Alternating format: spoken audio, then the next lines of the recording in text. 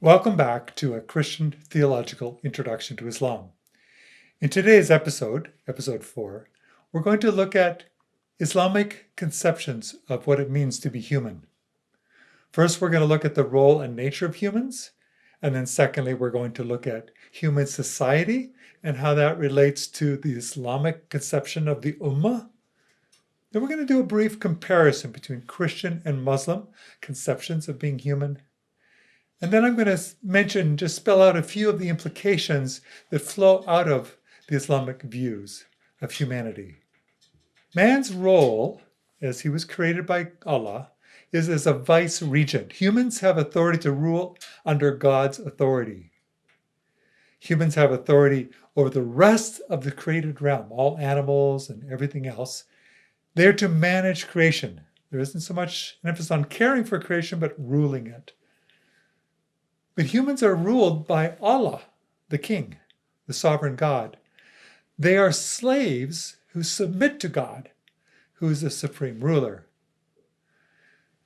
And of course, since humans are created to serve God, they must have the capacity to serve Him. God must have given them the capacity if they're required to have it.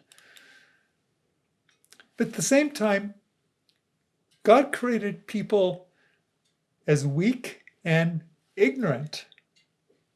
Yet, as Gail pointed out in the last episode, the fall didn't alter human nature. People are essentially good and live in their normal, natural condition. People today are the way God created people to be. The problem is that humans are ignorant and they need guidance. It's not that they are fallen and need redemption. As Gail will explain further in the talk on salvation, Muslims believe that the guidance that ignorant people need is provided for them through the Qur'an and through Muhammad. Now, interestingly, because God is sovereign, the will of Allah is necessarily achieved.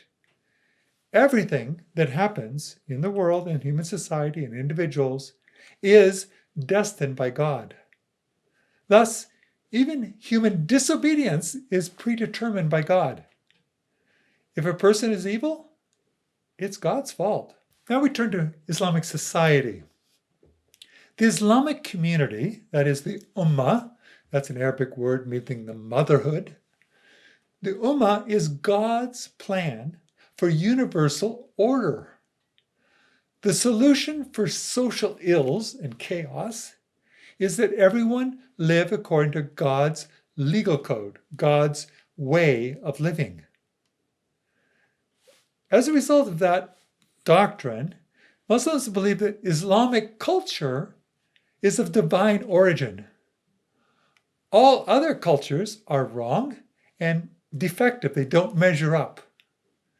The Ummah, or the super tribe of all Muslims, is in fact the ideal human society. Collectivity is basic to all human societies. Individuals gain their identity from their community. Therefore, Muslims are who they are because they're part of the Ummah.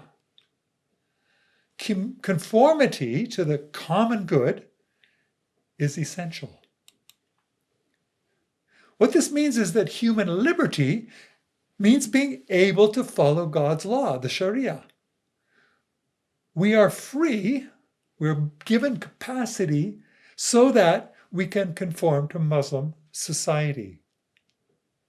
The Ummah, the society of all Muslims, is to follow the way of living set forth in the 9th century collection of regulations and rules called the Sharia.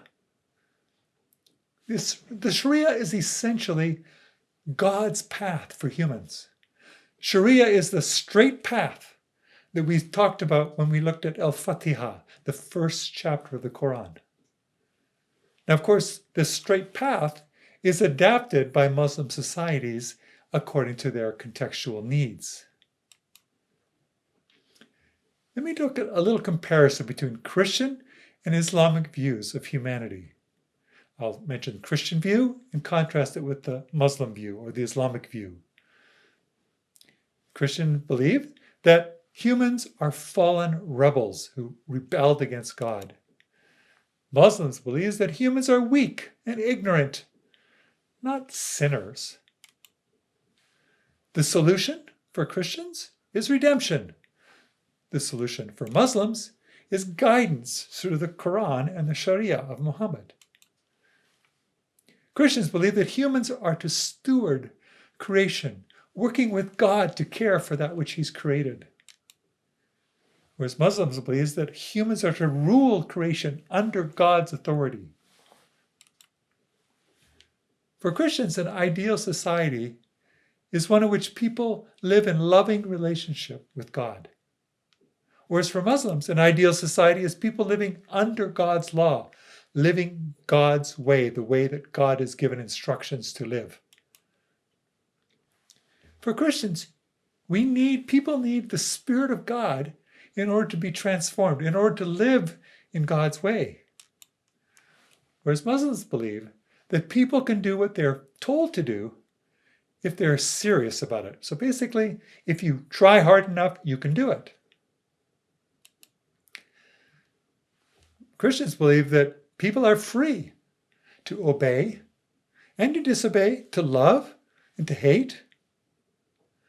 Whereas Muslims believe that people's actions are predetermined by God. Christians believe that societies and cultures vary and are full of creative differences. Whereas Muslims believe that human society should emulate the 7th century Arabian culture, the culture from the Arabian Peninsula. Christians believe that love motivates obedience to God. And if we're not motivated by love, it's not appropriate, it's not good. Whereas Muslims believe that obedience to God is mandated and legislated. They must do it. For Christians, social coercion corrupts people. People need to be free to obey and to live from their heart. Whereas Muslims believe in forbidding evil and commanding good. So let me just mention a few of the implications of the Islamic view of being human. First, people think they can obey God without needing spiritual transformation. They have a naive optimism about human goodness. They underestimate the corruption of the human heart. Along with this, they also underestimate the power of and the intentions of the spirit world, and they are powerless against Satan and his deceptions. Because they don't really believe that humans have a problem or that demons are going to attack them, they don't really have any way to discern the difference between good and evil. Another implication that flows from the Muslim worldview is that Muslim societies tend to have autocratic rulers enforcing their version of Sharia on unrighteous, non-transformed people. Generally speaking, people live hypocritical lives pretending to be better than they actually are. Because social conformity is the law, people put on they portray that they're good law obeyers, when inside, secretly, they may be nothing of the kind. Sadly, when Muslims look at people and they see the pride, and the violence, the deceit, the idolatry, and all the other kinds of vices that they think that this is normal. This is the normal way that we are as humans. This is our normal human weakness. When we look at individuals and their struggles, and society and its chaos. For Muslims, the solutions are always legislative and coerced. People must be forced to do what's right. Fundamentally, for Muslims, life is an ongoing struggle to placate the divine slave master. Let me just give you an illustration of how this works. A long time ago, when I was in my early 20s, I went to Egypt. And the other workers there gave me our initial orientation with 3 Egyptian Arabic terms. And they helped us remember it by teaching us IBM. I stands for Inshallah, if God wills. B stands for Bukara, which means tomorrow or in the future. And Malesh, M, stands for who cares, or it doesn't really matter. So what was going on here?